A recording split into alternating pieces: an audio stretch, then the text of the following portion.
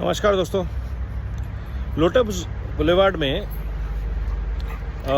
मेरी दो फेवरेट चीज़ें हैं। एक जो आधी बनी है और जो कभी तक कभी बनी नहीं, वो है क्लब और बिज़नेस सेंटर। जब मैंने यहाँ घर लिया था और हमारे में से अधिकतर लोगों ने आके यहाँ पे क्लब देखा था कि नोएडा का, दिल्ली एनसीआर का सबसे शानदार क्लब। और आज उस क्लब की हालत क्या है आप जाके देख लीजिए। पिछले साल आरडी स्कूल के ऊपर जो जगह है वहाँ पे हमने कई रूम निकाले, लेकिन उस रूम को अपग्रेड करने के लिए पैसे नहीं है, तो उसमें जुगाड़ से करके किसी तरह हमने उनको फंक्शनल किया है।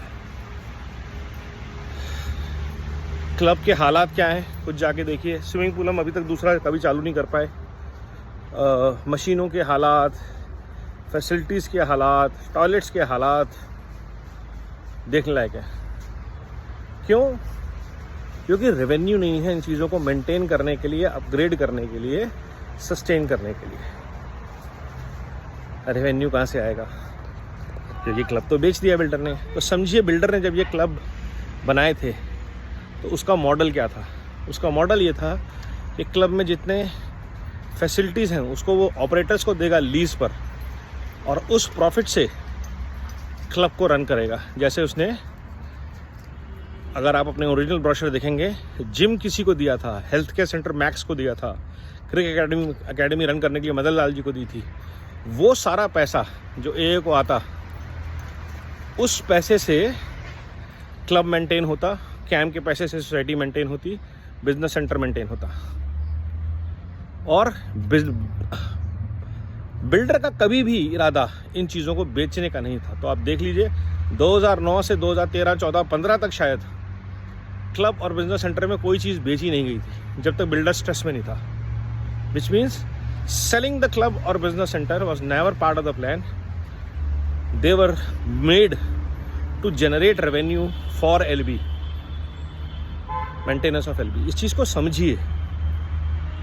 और जितने भी अब तक 4 एओए आ गई हैं, इनमें से किसी ने इसके लिए काम नहीं किया है। क्यों नहीं किया है समझ नहीं आता है। मैं ये नहीं कह रहा कि इनके वेस्टेड इंटरेस्ट्स हैं, बट कुछ तो गड़बड़ है। या तो समझ नहीं आ रहा है, या कानूनी दावपेच में ये लोग उलझ के रह जाते हैं। लेकिन अगर बेसिक मोटी बात की जाए तो बिजनेस सेंटर और क्लब, ये सारी फैसिलिटी, स्कूल से बैंक्वेट से शुगर प्लम, सब चीज़ें जो हैं हमारे लिए हैं एलबी रेजिडेंट्स की फैसिलिटीज़ को, सोसाइटी को मेंटेन और अपग्रेड करने के लिए है वो रेवेन्यू।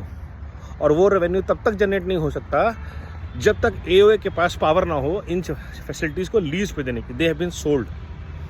अब सुनने में आ रहा है कि बिजनेस सेंटर भी पूरा बिक गया है। अब सिंपल सी बात, 40 दुकानें बिजनेस सेंटर में और 25 लोगों की दुकानें बिक नहीं रही, किराए पर नहीं चढ़ रही, तो उस बिजनेस सेंटर का क्या होगा? लॉक पड़ा रहेगा क्लब की तरह। कैफे टर्कॉस देख लीजिए, एओए के पीछे एक जगह बनी है वो देख लीजिए। हमारे रेस्टोरेंट्स क्लब में आज तक चालू नहीं हुए। राइट विंग में कभी जहाँ पे शुगर प्लम है उसके ऊपर जाके देखिएगा, जो रूम्स खाली करवाए हैं, आपको शौक लगेगा कि इतनी अच्छी फैसिलिटीज़ होते हुए हम उसको यूटिलाइज नहीं कर पा रहे हैं। इन सब पे किसी को विचार करना पड़ेगा, कुछ करना पड़ेगा, कंट्रोल लेना पड़ेगा। ये हमारी चीज़ें हैं। बिल्डर ने एओए को ट्रांसफ़र करनी थी, बिल्डर बीच में बेच के निकल गया, वो गलत हुआ है। आरपी से ये कह के बात खत्म नहीं हो जाती कि पैसे की ज़रूरत है। कोई पैसे की एलबी की ज़रूरत नहीं है। बड़ा क्लियर कोर्ट का डायरेक्शन है, जिस प्रोजेक्ट का पैसा है उस प्रोजेक्ट में लगेगा। ग्रेनाइट गेट चाहे एक कंपनी हो, अगर एलबी का पैसा है तो एलबी में ही इस्तेमाल होगा। कोई पनाश का पैसा यहाँ पे नहीं लगा। हमारे पैसे से एलबी बना है, हम सब ने पैसा दिया है। हमारे पैसे से आज पनाश बन रहा है। समझना पड़ेगा इस बीच बात को, किसी को उठाना पड़ेगा। एओए 4 नहीं उठाएगी, एओए 5 उठाएगी। आपस के अंतर कलह से इनको लोग आगे नहीं निकल पा रहे हैं, एओए 4 वाले भी।